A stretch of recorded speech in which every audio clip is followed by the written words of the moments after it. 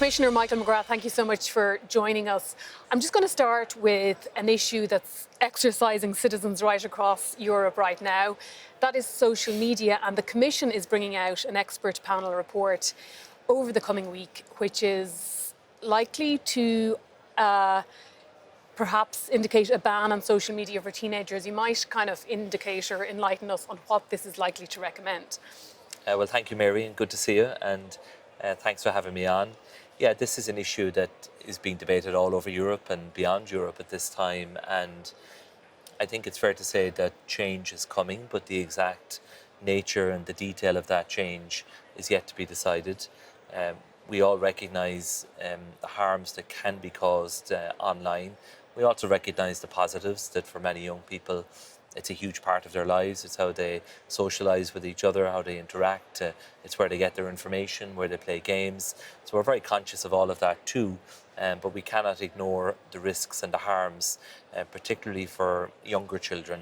And I think it's about getting the appropriate balance and ensuring that we do strengthen the protections. So we are eagerly awaiting the report now from the expert panel on child protection online that was set up by President von der Leyen. It will be published next week, and let's see what their recommendations are. But I think the President put it very well in Cork when she said it isn't about deciding at what age children can access social media. It's about determining the age that social media can access children. And I think it is perhaps the way that we need to look at this, look at it differently to how we've been looking at it up to now. So is there a sense that Europe might adopt a different approach to Australia, which was a very blunt ban on under 16s? There might be something maybe a bit more nuanced, that might be more specific on what exactly kids can use and kids can't use. Well, that is possible, and we have been monitoring the Australian example, as have many other countries around the world, just to see what the learnings are. And bear in mind that whatever you decide to do, you have to be able to implement it. And that's why having tools like the EU-wide age verification app will be so important, so that we will have the ability to implement policy decisions, and that's the most important thing. So the question of an age ban up to a certain age is one option, but it's also possible that we may opt for a more graduated approach where you have the full restriction up to a certain age, and then beyond that you could have stronger regulation and stronger requirements being imposed on the platforms, the social media companies themselves, recognising that there is an extra obligation when it comes to young people online, and we're talking here about teenagers. So it's not yet decided. Let's see what the evidence is that will be brought forward by the expert panel. They've been looking at this for a number of months, so I think we just need to respect the process now. Let's see what they have concluded, and then we will have to make a political decision.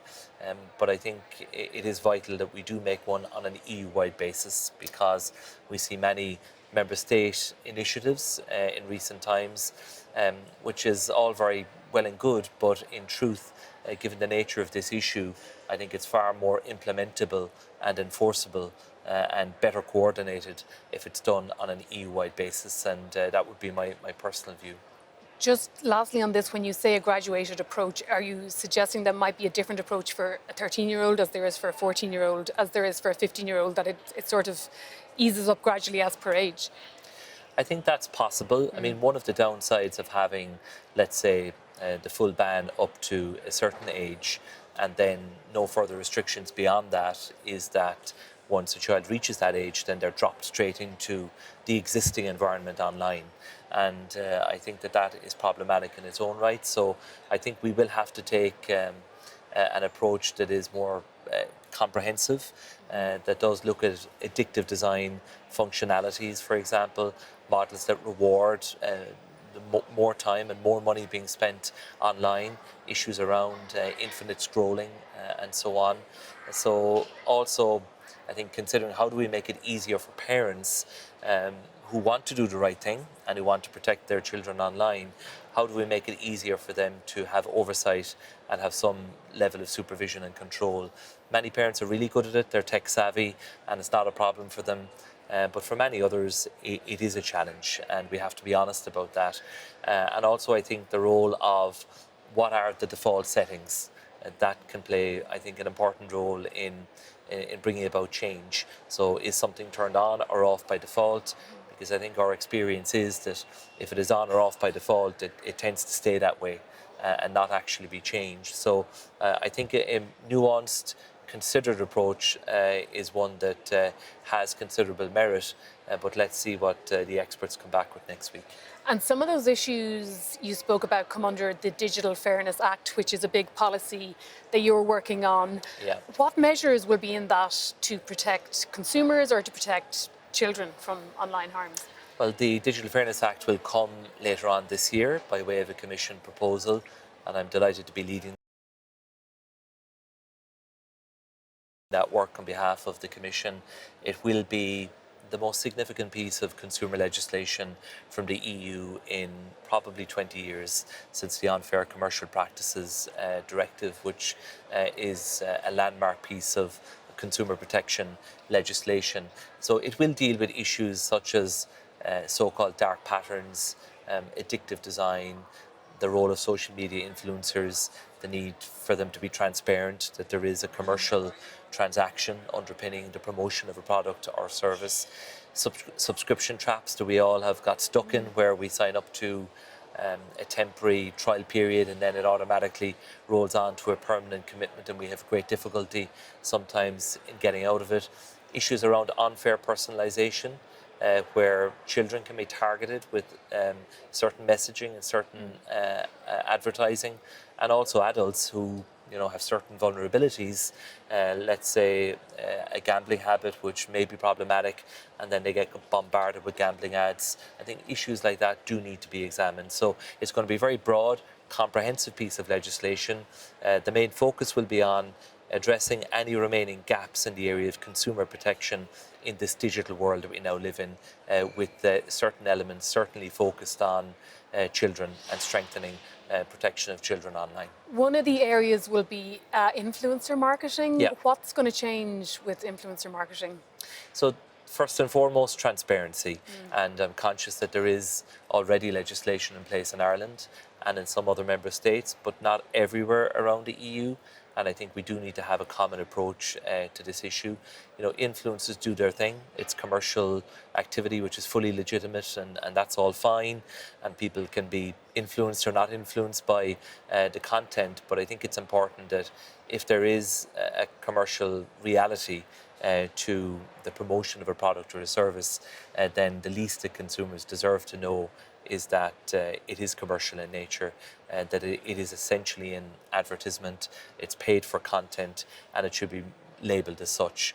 We are also looking at the question then of, should influencers be able to promote certain products and services that are clearly targeting children, and which may be inappropriate and which really should not be targeting children, and that's an issue that we're also having a look at. What are we looking at there? What are we talking about? Are you talking about like medical grade procedures like plastic surgery and things like that? We're certainly talking about that, and even vaping products, even sunbeds and tanning that can be problematic and cause real health risks for young people. So we're looking at these issues to see if there needs to be a form of regulation, particularly where children are being targeted.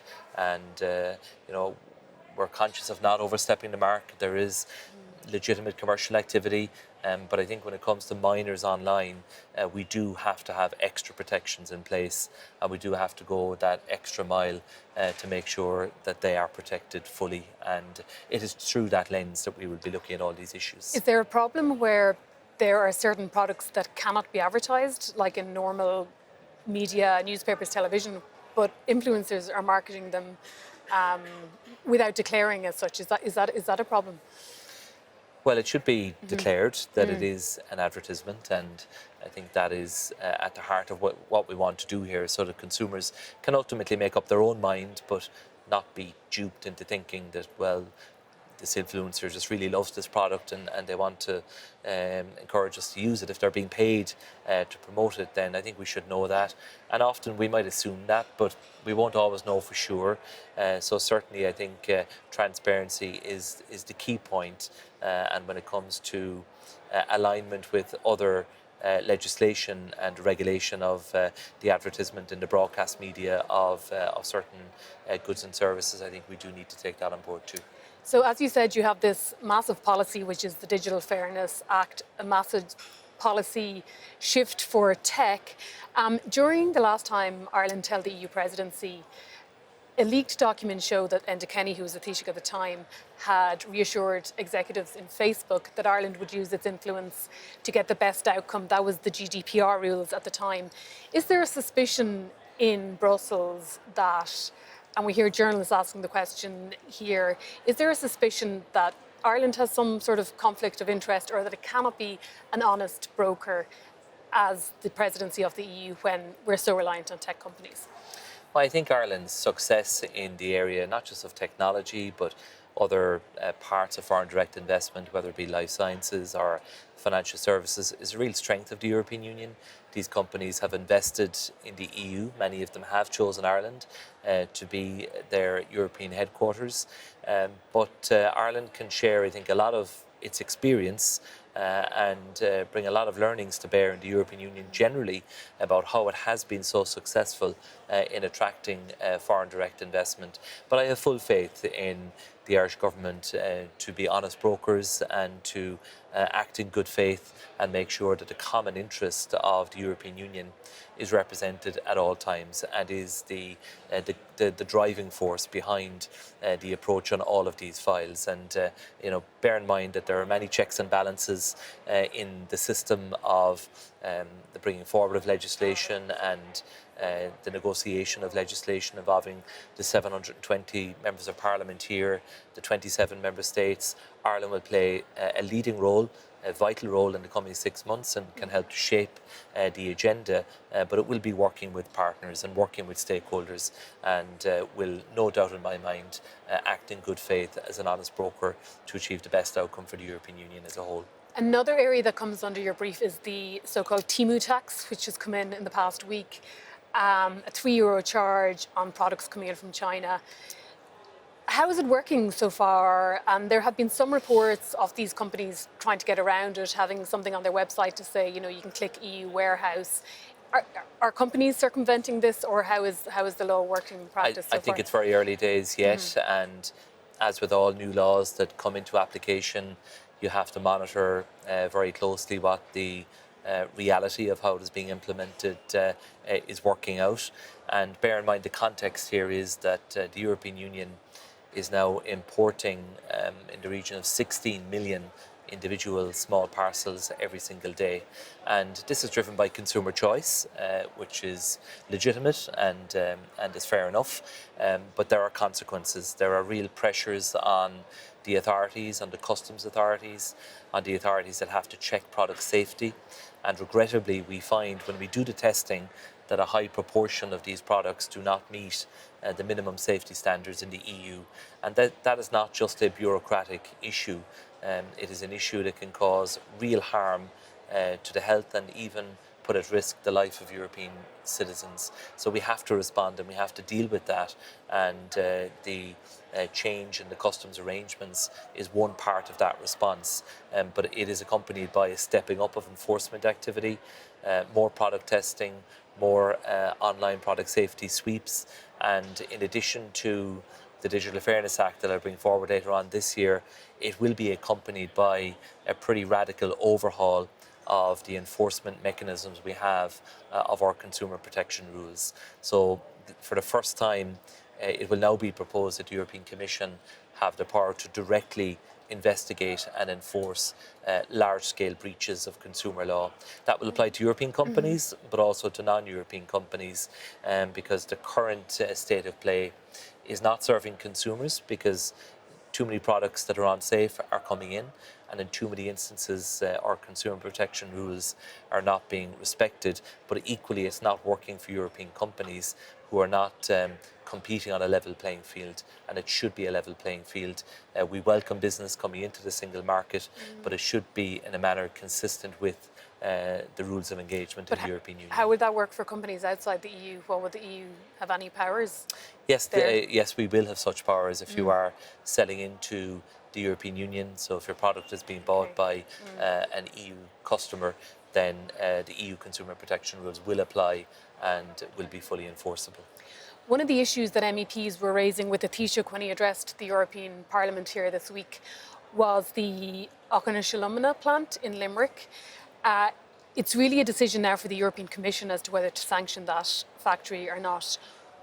Why has it not been sanctioned by the European Commission to date? Well, we have brought forward at this stage 21 different sets of sanctions against Russia, and 20 of them have been agreed. Hopefully the 21st one will be agreed shortly. And with every round of sanctions, we try to refine and improve our approach. Where any gaps or loopholes are identified, we seek to close them with the next round. It has been a very thorough and comprehensive approach to date, but we remain open to new measures that may become necessary to close any loopholes. And certainly what we don't want to see is any product manufactured within the European Union essentially feeding the Russian war machine and becoming part of the armaments that are used to bombard Ukraine, take innocent civilian lives and destroy critical infrastructure. But the position is that we are awaiting the outcome of the investigation that is being led by Ireland, so it is being conducted by Ireland. We fully respect that, and the timeline for that will be set by Ireland. But will the Commission take Ireland on its word? I mean, if the Irish government, because it would be in the Irish government's interest, decides that this factory is not feeding the Russian war effort, will the European Commission want to have its own investigations? Well, we have to examine the report in the first instance, but we accept in good faith the bona fides of the Irish government, because Ireland has supported every single sanctions package that has been brought forward so far against Russia, and has been steadfast in its support for Ukraine over that time, even though it has come at a cost to Ireland, as it has to other member states as well. So we have no reason to believe that Ireland will approach this in any other way other than in good faith and on the basis of the facts that it can unearth as part of this investigation. But of course the European Commission examines information from a range of different sources on any given issue, but the key one here is the investigation that has been carried out by the Irish authorities. The Taoiseach also in his speech to the European Parliament called on the EU to do more to hold Israel to account for the atrocities that it's inflicting on the people of Gaza. Do you think the European Commission needs to do more now? Is tougher action needed on Israel? Well, the reality on this issue is that the European Commission has proposed a lot, but in the main our proposals have not been accepted, and it speaks to the division that is there among the member states of the European Union. And on certain issues it does require unanimous agreement at European Council level, which is extremely difficult to achieve, as we know. But last year we did make the proposal for the suspension of certain preferential terms of trade that Israel enjoys under the EU-Israel Association Agreement, but the required support is not there yet at Council level in the form of the qualified majority voting, and we indicated that we will bring forward additional options in relation to trade with the occupied territories. Would that include suspending the Israel-EU Association Agreement, the big trade agreement? Well, we will respond to the calls from the European Council and the Foreign Affairs Committee, but bear in mind the proposal we already made, which is about suspending those preferential terms of trade under the association agreement, has not yet met with agreement by the member states, even though it has been with them for the last 10 months.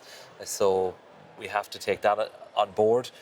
We have proceeded where we can proceed on our own as a commission, including the suspension of certain bilateral financial support for Israel. And we welcome the fact that the Council has reached agreement in relation to some violent settlers, but more needs to be done in our view, and that's why we made the proposal last year. We'll work with the Irish presidency now, but it has to be on the basis that there is the required majority available to reach such agreement. I would say more broadly, the European Union has been and will continue to be the biggest supporter of the people of Gaza by way of humanitarian and other financial support. Some 2.7 billion euro in the last 3 years has been provided. We will continue to be their biggest supporter. We have made it clear that the actions we see in the West Bank, where the settlements are being expanded, is an unacceptable threat to what is the only sustainable and viable long-term solution, which is a two-state solution. That is being undermined by the actions in the West Bank, and that's why we would encourage the member states to act on the proposals that the Commission has made, which are in the form of stronger action against Israel, which unfortunately hasn't been able to reach agreement so far. And on another topic, the Taoiseach also spoke about the return hubs, which is under the EU Migration Pact. Return hubs for migrants are being allowed. The Irish government may be considering using such return hubs. Do you think that's a policy that is fitting with European values to protect human rights, essentially? Well, bear in mind what is proposed here is that the option would be available to the member states of the European Union. It is a matter for them to proceed or not, and I know that in the case of the Irish government, they are keeping that option open for now, but it also has to be on the basis of certain safeguards and guardrails. It can only be done in accordance with international law and in accordance with the human rights of all of the individuals who would be affected. So whether it happens that the returns hubs are set up or not, it can only be done on the basis of international law and full respect for the human rights and international humanitarian law in the case of the people who would be returned. It's impossible to guarantee, though, isn't it? If you're sending someone to Rwanda or Ethiopia, how can you guarantee their human rights? Well, member states will have an obligation to ensure full respect for EU law and full respect for international law, and it will be a matter for them to decide whether or not to proceed on this basis. And we will work with them, but those safeguards must be respected. Lastly, when Ireland concludes its presidency of the European Union, there's likely to be a focus on Micheál Martin's position as leader of Fianna Fáil, and you were previously spoken about as a future leader of Fianna Fáil. Do you ever see yourself making a return to national politics or to leading that party in the future? Is that still part of your ambition down the line? Well, I'm only in this role as an EU Commissioner for the last 18 months or so. It's a 5-year term, so I'm really enjoying the opportunity to serve at European level, and it is given me extraordinary experience and valuable insights into European and international politics. So I'm going to focus on this certainly for the next 3.5 years, and beyond that, who knows? I have no plans beyond that at this stage, but I'll always take an interest in Irish politics and in public service, and will always want the best for my country, and that will continue to be the case. But I've absolutely no plans or ambitions beyond serving out my mandate as an EU Commissioner, which will take me to another 3 years or so. Great. Michael McGrath, thank you so much for joining us. Thank you, Mary. Thank you.